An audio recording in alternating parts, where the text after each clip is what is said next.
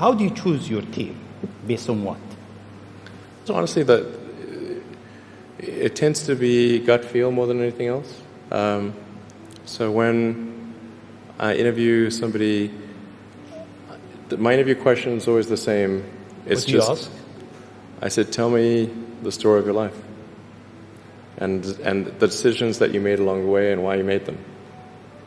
And then, and also tell me about some of the most difficult problems you worked on and how you solved them. And that question, I think, is very important because the people that really solved the problem, they know exactly how they solved it. They know the little details. And the people that pretended to solve the problem, they can maybe go one level and then they get stuck. So, what was your biggest challenge in life? Biggest challenge in life? One of the biggest challenges, I think, is making sure you have a corrective feedback loop and then maintaining that corrective feedback loop over time, even when people want to tell you exactly what you want to hear. Okay. That's very difficult. Yes. Okay. But if I think advice. I mean, if you want to make progress in things, I think that the best analytical framework for understanding the future is physics.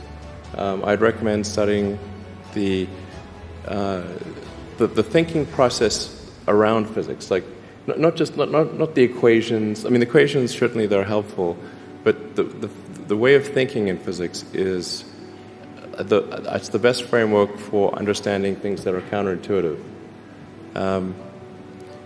And always taking the position that you are to some degree wrong, and your goal is to be less wrong over time. One of the biggest mistakes people generally make, and I'm guilty of it too, is wishful thinking. Like you want something to be true, even if it isn't true. And so you ignore the things that, you ignore the real truth because of what you want to be true. This is a very difficult trap to avoid. And like I said, it's certainly one that I find myself in having problems with.